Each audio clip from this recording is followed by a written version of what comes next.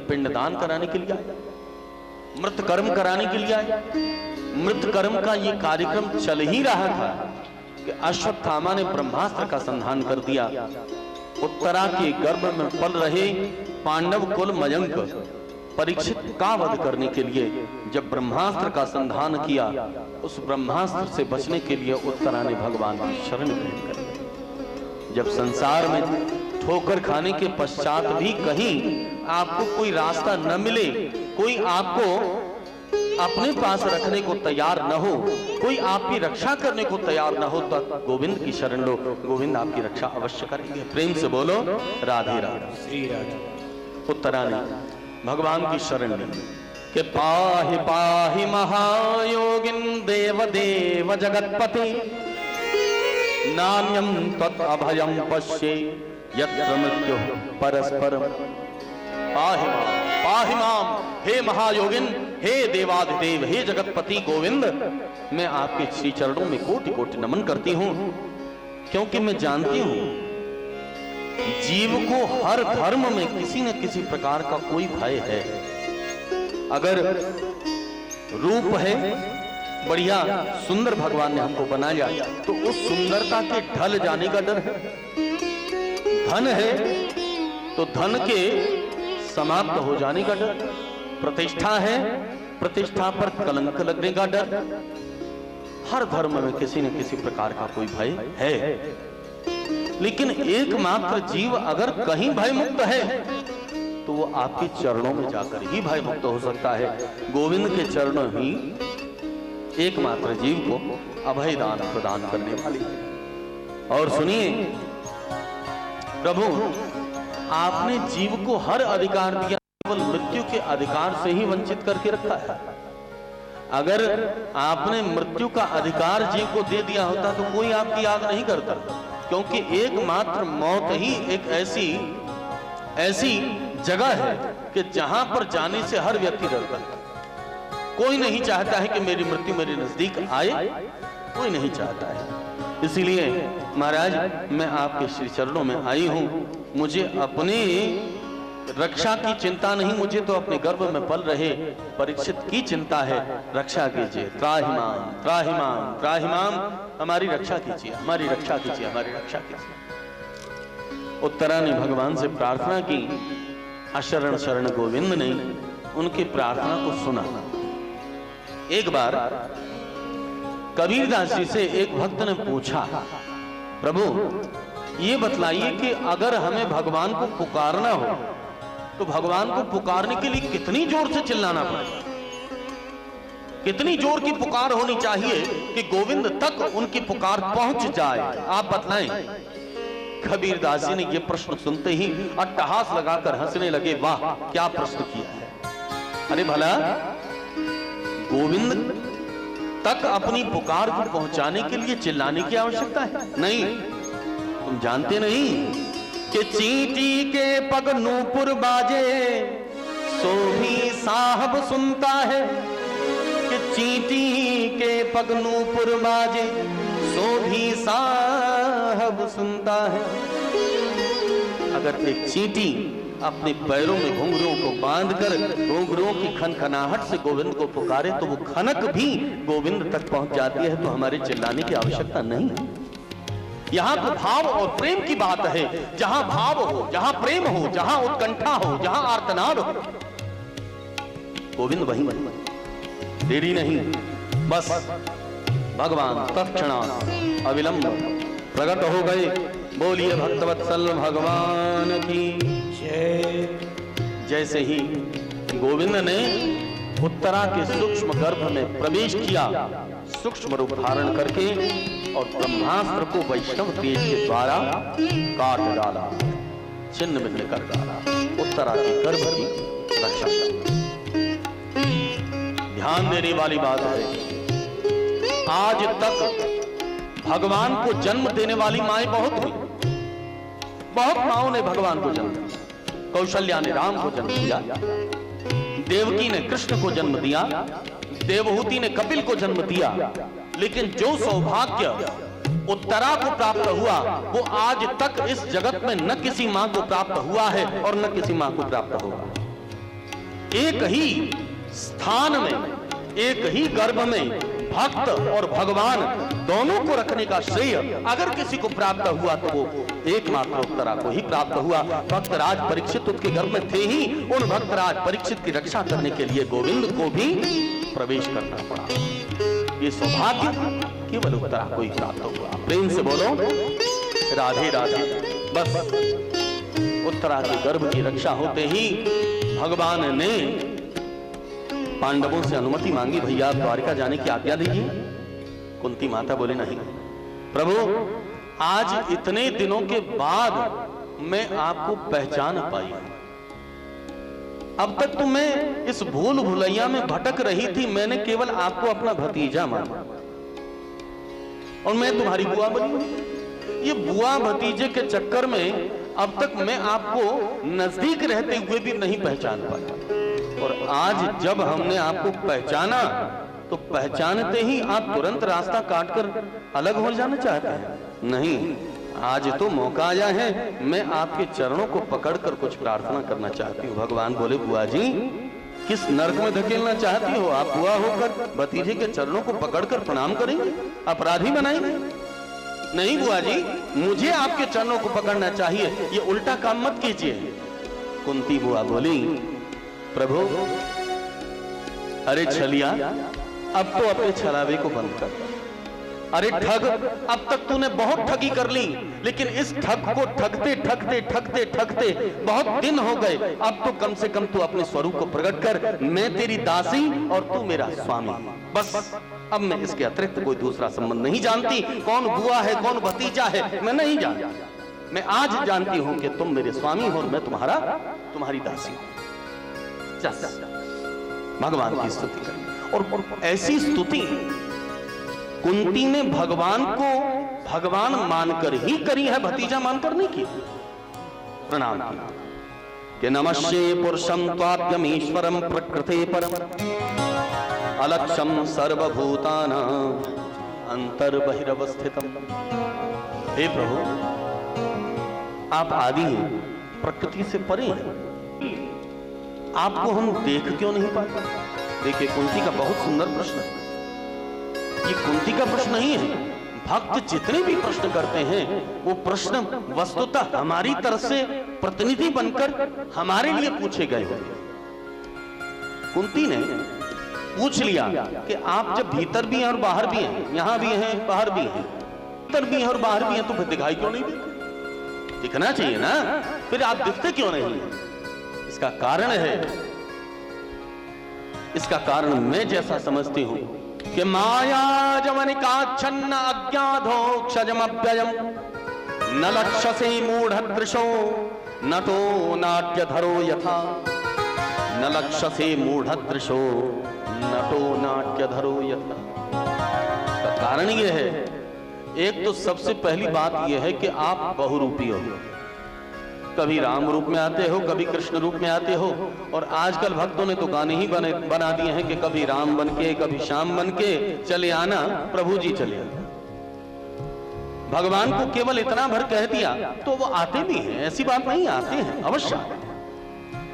लेकिन प्रभु, आप जो इतने रूप धारण करते हैं, आप हमारी बुद्धि तो चकरा जाती है कि असली कौन है और नकली कौन है, हम कैसे पहचानें? क्योंकि माया का पर्दा हमारी आंखों के सामने पड़ा हुआ है।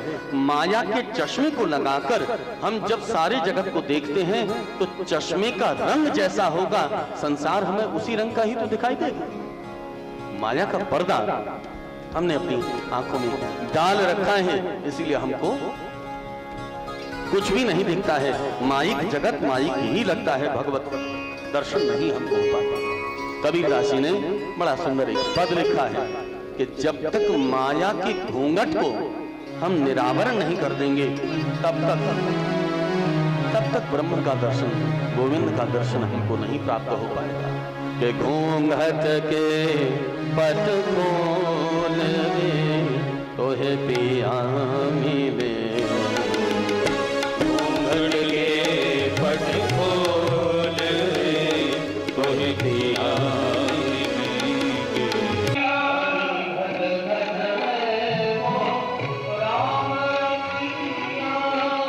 घट घट में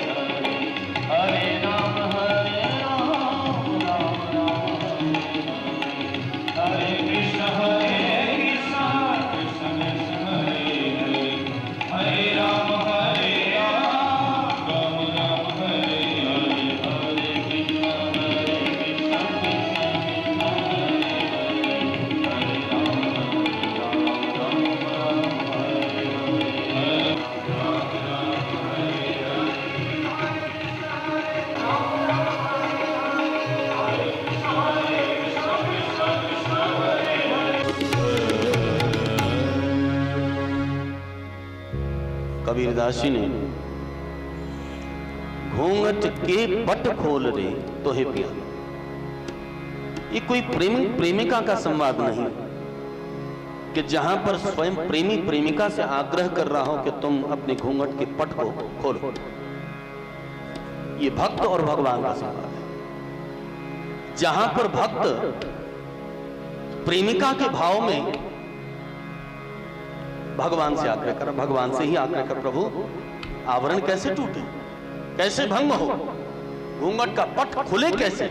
और ये घूंघट का पट कुछ और नहीं है, माया का घूंघट अगर अपनी आंखों के सामने होगा तो जब तक ये पट हमारी आंखों के सामने होगा तब तक कुछ दिखेगा ही नहीं। पहले माया का पर्दा हटाना पड़ा।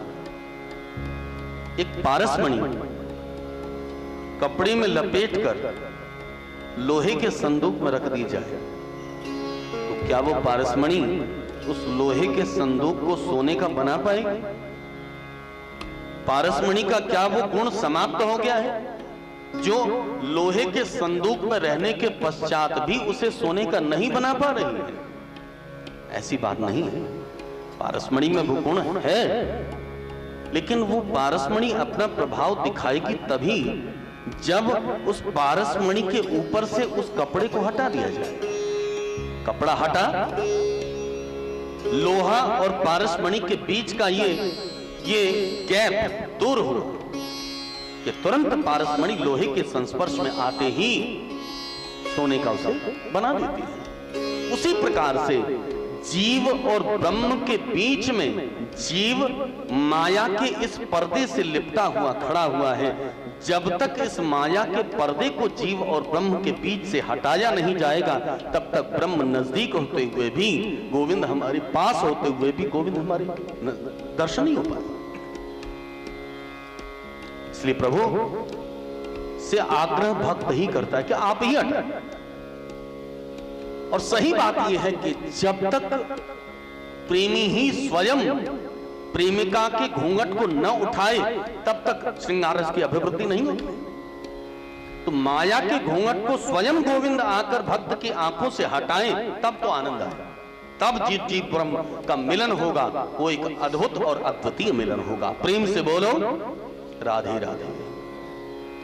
कि नमः पंकजनाभाय नमः पंकजमालिनी नमः पंकजनेत्राय नमस्ते पंकजांघ्रे नमस्ते पंकजांघ्रे नमस्ते पंकजांघ्रे। हे कमलनाभ, हे कमलनयन, मैं आपके श्री चरणों में नमन करती हूं। इस दासी का प्रणाम आप स्वीकार करें। भगवान बोले, बुआ जी आप इतनी सुंदर स्तुति कर रहे हैं, आप मुझसे कुछ मांगती क्यों नहीं? मेरे पास आज तक जो भी आता है कभी खाली हाथ नहीं जाता है, कुछ मांगी।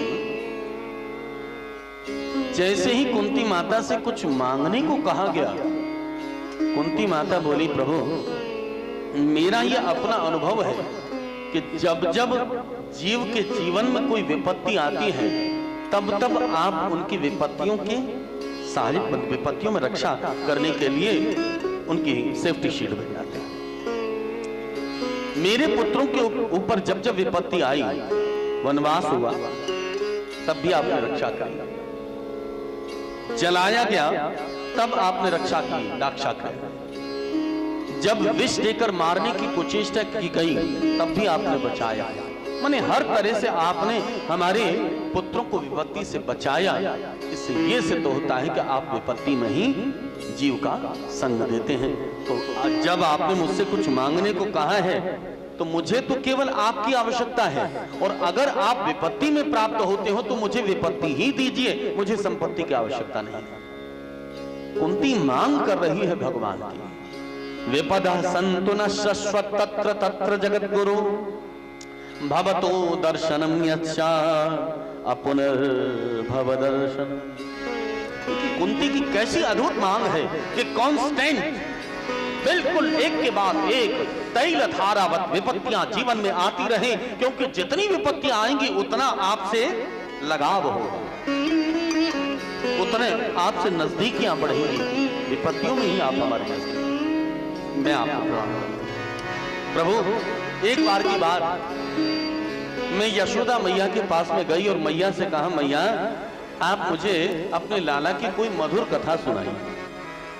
तो मैया ने आपकी दाम बंधन लीला को सुनाया। मैं सोचने को मजबूर हो गई कि यद विभेत स्वयं भयम, जिसके डर से डर भी भय भी थरथरा कर कांपे, चंद्रमा जिसके भय से शीतल किरणें देता है, सूर्य जिसके भय से उत्तप्त रश्मियां देता है, सारा जगत जिनकी व्यवस्था से चल रहा हो, आज वो एक अबला अशिक्षित अनपढ़ गंवार ग्वालिनी यशोदा मैया, जिसने कोई पढ़ाई लिखाई नहीं करी, लेकिन फिर भी हाथ में डंडा लेकर खड़ी है, डायरी के तेने माटी खाई, तेने माटी खाई, साटी ले उगलावती माटी। एक अनपढ़ गवार ग्वालिनी के अंदर में ऐसी क्या बात है कि उसके आगे आप डर से थरथरा कर कांप रहे हैं, जिसके डर से स्वयं भय भी थरथरा कर कांपे, आज वो इतना विवश क्यों हो गया कि एक अबला ग्वालिनी के हाथों से डंडा खाकर भी कुछ नहीं कह पाता? ऐसी क्या बात जो सोचने को मजबूर। तब मैं सोचने लगी कि यशोदा के डर से थरथरा कर कांपता हुआ कृष्ण, ये असली कृष्ण है या महाभारत के युद्ध में अर्जुन के रथ का जो सारथी बना हुआ कृष्ण है, ये कृष्ण असली है? कौन असली है? मेरी बुद्धि नहीं काम, समझ ही नहीं पाती कि कौन सा कृष्ण असली है।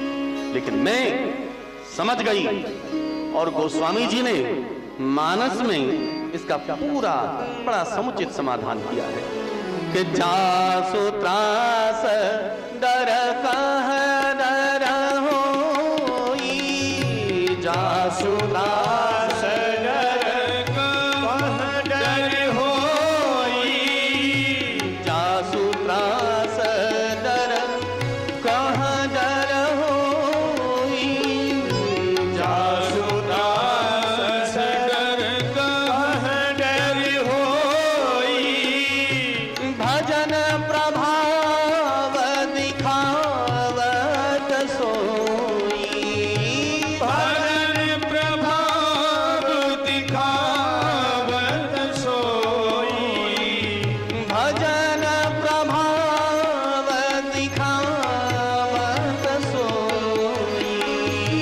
भजन प्रभाव दिखावत सोई, भजन प्रभाव दिखावत सोई, भजन प्रभाव दिखावत सोई,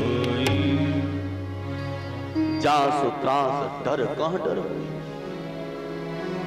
डर भी जिससे थरथरा कर कांपे, लेकिन भजन प्रभाव दिखावत सोई। वो तो प्रेम के वश में बंध जाता है, प्रेम की डोर में बंधा हुआ चला आता है। संसार की सबसे मजबूत डोरी अगर कोई है तो श्री रूप गोस्वामी पाद भक्त रसामृत सिंधु में कहते हैं कि बंधनानि खलु सन्ति बहूनि, बंधन बहुत है।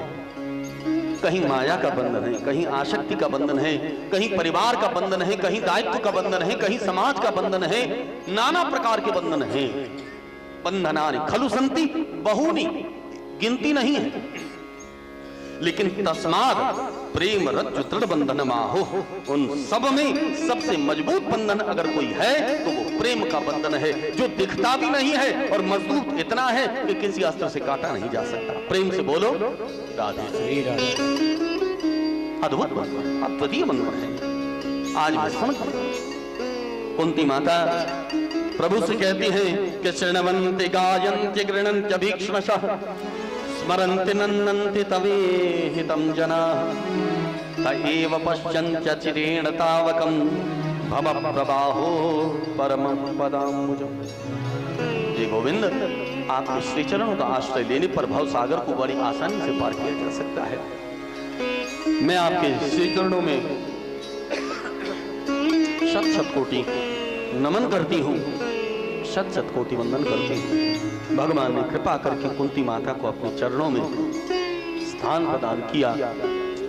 इधर भगवान पांडवों के साथ निवास कर रहे हैं। एक दिन युधिष्ठिर अपने राजमहल में बड़ी उदास बैठे थे। गोविंद गए, युधिष्ठिर से उनकी उदासी का कारण पूछा। राजन, धर्मराज इतना बड़ा महाभारत का युद्ध लड़ा केवल इस राजगद्दी को पाने के। अब महाभारत का युद्ध जीत गए, तुम्हारा राज तिलक होना चाहिए, राज्याभिषेक होना चाहिए, बैठिए राजगद्दी। युधिष्ठिर ने तुरंत हाथ जोड़कर मना कर दिया, नहीं माना, मैं इस राजगद्दी पर नहीं बैठूंगा। क्या बात करते हो? इस राजगद्दी के लिए इतना बड़ा महाभारत का विश्व युद्ध हुआ, पहला विश्व युद्ध हुआ, और तुम इस राजगद्दी पर बैठने से मना क्यों कर रहे हो? बोले महाराज, इसी राजगद्दी को पाने के लिए न जाने कितने माओं को अपनी संतानों को खोना पड़ा। इसी राजगद्दी को पाने के लिए न जाने कितनी पत्नियों को अपने पतियों को खोना पड़ा। मैं इस राजगद्दी पर नहीं बैठूंगा। ये रक्त रंजित राजगद्दी पर बैठूं तो लोग मेरे नाम को कलंकित करेंगे, कहेंगे कि का नाम के धर्मराज है, काम के नहीं। इतना बड़ा अधर्म किया कि केवल इस राजगद्दी को पाने के लिए ये सब प्रपंच उन्होंने किया। मैं नहीं बैठा। भगवान ने समझाया, नहीं माने। लेकिन देखिए, एक गुरुजी के पास में दो शिष्य हैं। एक थोड़ा बहुत पढ़ा लिखा था और दूसरा बिल्कुल अनपढ़ गंवार, काला अक्षर भैंस बराबर। गुरुजी ने पहले चेले को बुलाया, बेटा थोड़ा बहुत पढ़ा लिखा है ना? बोले हाँ गुरुजी, मैंने थोड़ा बहुत घर में पढ़ाई लिखाई कर रखी है। तो गुरुजी मेरी फीस क्या होगी? गुरुजी ने कहा तुम्हारी फीस 100 रुपए। दूसरे शिष्य को बुलाया, बेटा तुमने कुछ पढ़ाई लिखाई करी है? बोले गुरुजी नहीं, मैंने बिल्कुल पढ़ाई लिखाई नहीं करी। मेरी फीस क्या होगी? बोले तुम्हारी फीस 10 रुपए। पहला शिष्य बड़ा गुस्से में आ गया, गुरुजी मैंने तो पढ़ाई लिखाई करी है तब आपके पास में आया हूं, और ये बगैर पढ़ा लिखा आपके पास में आया है, तो मेरी फीस 100 रुपए ज्यादा क्यों, उसकी फीस 10 रुपए कम क्यों? गुरुजी बोले देखो, तुमने जो कुछ भी पढ़ाई लिखाई की है बहुत अच्छी बात है, पढ़ाओ, परिश्रम किया है, लेकिन जो कुछ भी पढ़े हो सब गलत है, सब गलत है। इसलिए मैं जब तुम्हें पढ़ाने के लिए बैठूंगा तो तुम बार बार में शंका करोगे, गुरुजी मैंने ऐसा पढ़ा है, आप ऐसा क्यों पढ़ा? मेहनत ज्यादा होगी, परिश्रम ज्यादा लगेगा, इसलिए तुम्हारी फीस ज्यादा। और जो बिल्कुल पढ़ा लिखा नहीं है उसे तो मैं जैसा कहूंगा वैसा वो मानेगा, वैसा वो सुनेगा। युधिष्ठिर और अर्जुन, इन दोनों में केवल इतना ही अंतर है, युधिष्ठिर थोड़े पढ़े लिखे हैं और अपने आप को धर्मज्ञ होने का अभिमान रखते हैं, और अर्जुन बिल्कुल काला अक्षर भैंस बराबर है, अपने दोनों हाथों को उठाकर भगवान के सामने आत्मसमर्पण करता है। शिष्यस्तेहं साध्यमां त्वां प्रपन्नम। हे गोविंद, मैं आपके शिष्यत्व को स्वीकार करता हूं। अर्जुन को भगवान ने जैसा कहा वैसा माना, और युधिष्ठिर को समझाया तो भी नहीं माने, क्योंकि धर्मज्ञ होने का अभिमान है, नहीं माना। भगवान के सभी पांडवों को अपने साथ में लेकर भीष्म पितामह जो इस समय शरशय्या पर पड़े हैं उनके पास में लेकर गए। युधिष्ठिर ने कई प्रकार के प्रश्न पूछे, दान धर्मान, राज धर्मान, मोक्ष धर्मान विभागसः, स्त्री धर्मान, भगवत धर्मान, समासव्यास योगतः। दान धर्म, राज धर्म, मोक्ष धर्म, स्त्री धर्म, भगवत धर्म, कई प्रकार के प्रश्न महाभारत के अनुशासन पर्व और शांति पर्व में ये प्रश्नोत्तर निबद्ध है। 27 दिन तक युधिष्ठिर ने भीष्म पितामह से प्रश्न किए, और 27 दिनों तक भीष्म पितामह युधिष्ठिर के इन समस्त प्रश्नों का उत्तर देते रहे। अंततोगत्वा युधिष्ठिर ने आत्मसमर्पण कर दिया। महाराज आप सत्य कहते हैं, बोले तुम भगवान को नहीं पहचान पाए, भगवान तुम्हारे निकट हैं इसलिए तुम शायद भगवान को नहीं पहचान पाए। भगवान को जानने वाले इस जगत में केवल 3 हैं, या तो शिव ने भगवान को जाना, या नारद ने जाना, या कपिल ने भगवान को जाना। तुम क्या जानते? नहीं समझना कि तुम भगवान को पहचान रहे। इतने में गोविंद को जब सामने देखा, द्वारिकाधीश को देखते ही भीष्म पितामह ने तुरंत प्रभु को आदेश दिया, प्रभु खड़े हो जाइए, खड़े हो जाइए। भगवान बोले खड़े हो जाइए, ये कैसा अजीब आदेश है, मैं भगवान हूं। बोले तो क्या हुआ, मैं भक्त हूं। खड़े हो जाइए और आपको खड़े रहना पड़ेगा। भगवान खड़े हो कि सदैव देवो भगवान प्रतीक्षता कलेवरं यावदिदं हिनो प्रसन्नः सारुणलोचनं लसन् मुखाम्बुजो ध्यानपथश्चतुर्भुजः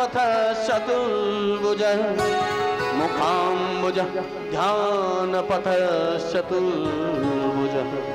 मुखाम्बुजो ध्यानपथश्चतुर्भुजः।